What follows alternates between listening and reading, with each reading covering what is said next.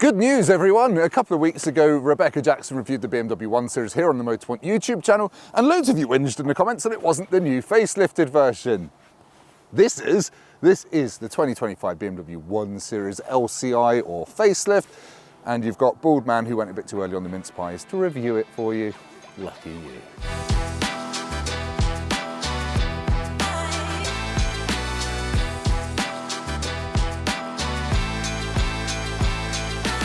Right, a bit of housekeeping first for this video. Cameraman Ollie is not here. He's off doing his tax return, and the editing is going to be done by me as well, so it's going to look like it's been put together with a nail gun and masking tape. But this is a very important car for BMW.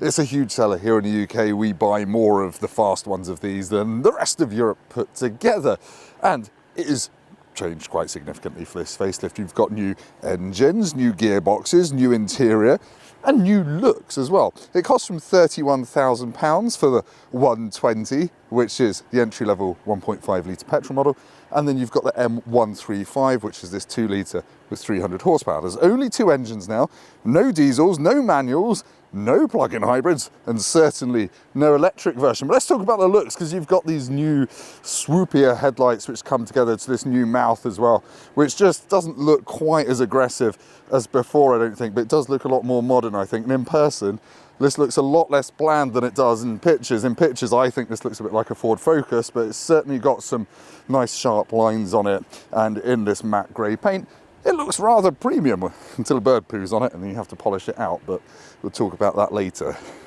Actually, no, we won't. There's no bird poo section of this review. The changes around the back of the 1 Series are perhaps more significant than you might first realise. For a start, you've got a 1 here on the C-pillar, just in case you accidentally forget which BMW you've bought. You've got these reshaped tail lights, which for me, they look a bit like the headlights of the pre-facelift previous Gen 3 Series.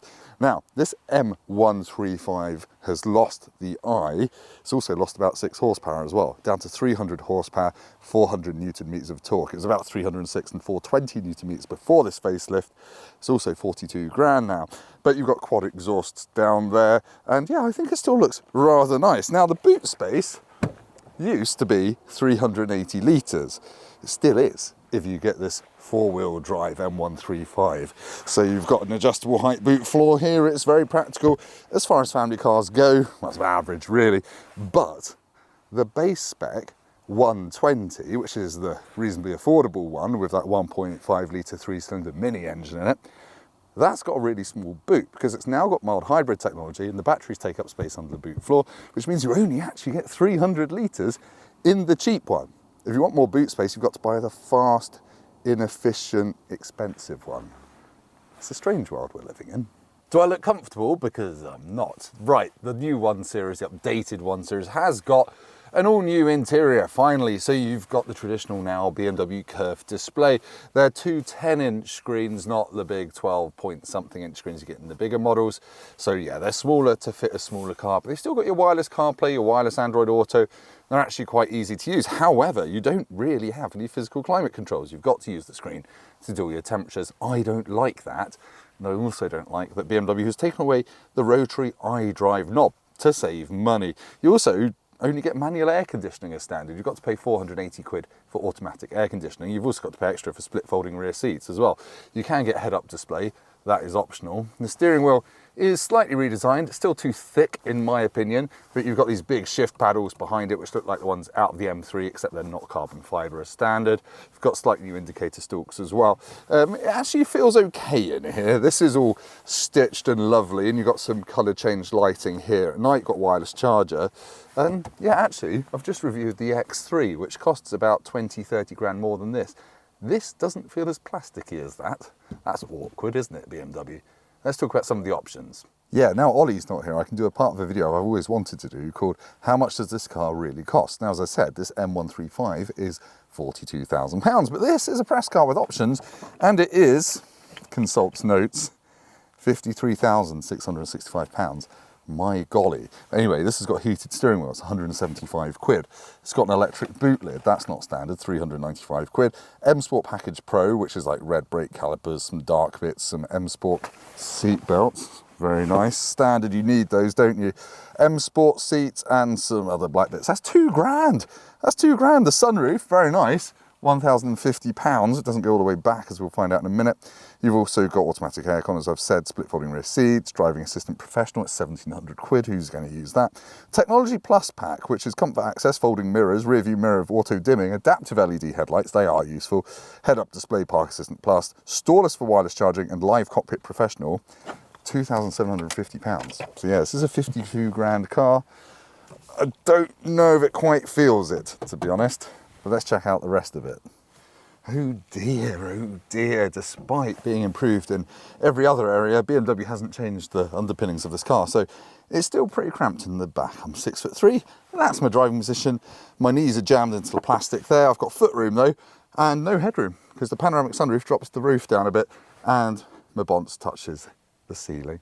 Not very good. I've got 2 USB-Cs down there, got reasonably big door bins, but it's a lot more cramped than a Volkswagen Golf back here. The 1 Series has also changed a lot in terms of how it should drive. You see, it used to come with either a manual gearbox or an 8-speed automatic gearbox. That 8-speed auto is gone. It's gone the way of the Dodo, and so is the manual. It now comes with a dual clutch gearbox, and I thought that would be good news, because this old M135i used to be a bit hampered by slow shifts from that 8-speed, but I hate to say it, this dual clutch is just as slow. Sometimes it just won't downshift for you, and even sometimes the upshifts are a bit on the laggy side, and it's quite annoying when you start driving it fast down a country road, because it does feel a bit engaging. But look, you want downshift and it's not really doing it when I want it to, nor upshifting. It's still taking its time and doing it on its own agenda, not when you pull the paddle.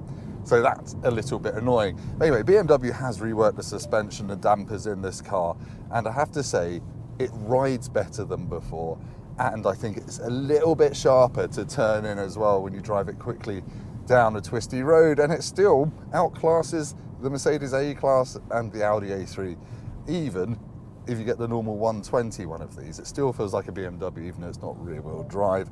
It is listening to me all the time. Whenever I say BMW, it thinks I want a conversation with it. I don't. Go away.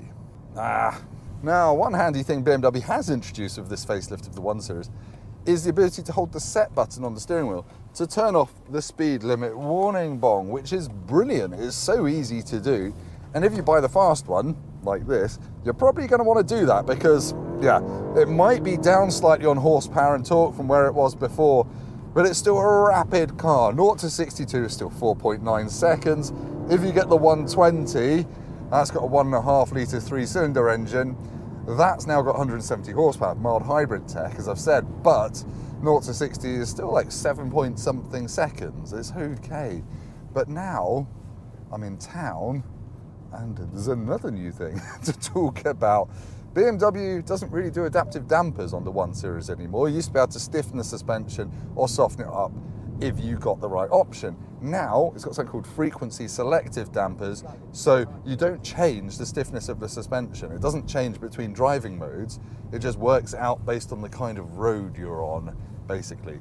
The suspension, how fast it's flying up and down, it stiffens and softens using valves and things like that. I think that's cheaping out on BMW's part, but actually the ride is better, so I'm not really whinging. Have I whinged about the steering wheel being too thick? Yeah. I have to do that in every fast BMW review, and they've not fixed it. They've not fixed it. It's still too thick, and it still feels like you're driving a toy car, which you're not. It's meant to be an ultimate driving machine. Yes, I might be dressed for a hike up Snowdonia, but actually, I want to attack a B road. Right, anyway, we're going to put it in sport mode just for a second here, because we're going to do a quick 0 to 60 test. How fast does it really feel? Right, foot on the brake, floor it. Oh no, automatic hold is active. That's not launch control. But anyway, we're going. That was not a very good launch. We'll try again in a second. Now, you do get some burbles from the exhausts when you lift off. It's a bit artificial and a bit fake, but it's some drama. And that's about as much as we get these days with all the emissions regulations. That's just, yeah, it's better rounded in terms of its ride quality than it was before, even though the car in front of me nearly hit that bird of prey, and so did I. That had something in its talons. What's going on? I did say this video would be more chaotic, didn't I? Slightly jumped there. Yeah, the steering doesn't have any feel to it really. It's still quite light. It's still quite vague. It hasn't got a really sharp front end on it. But it goes where you point it, and this is a very muddy, slippery road, and it's giving me the confidence to go down it. It is a little bit fun, and I would say that steering is just a little bit sharper than it was in the old one. But anyway, that's enough about how this drives. Let's head back to me for a conclusion. So to sum up, has BMW massively improved the 1 Series? Not massively. Some areas have got worse, in fact. The interior is less user-friendly than before. They've removed some of the physical controls for the temperature and the infotainment system. The actual infotainment system itself is very nice. But as we've shown in our distracted driving video, go and click up there, BMW's latest iDrive system is actually one of the most distracting on the market. But actually, the good points about this car, they've simplified the engine lineup. I like that, I'm a simple person. And it's a little bit sharper to drive in this M135 form, despite losing some power and torque. I do wish the dual clutch gearbox was way snappier and more responsive. It's a bit of a dud at the moment, to be honest. But otherwise, it's all round just general improvements. However, it's still not very practical. The back seats aren't massive.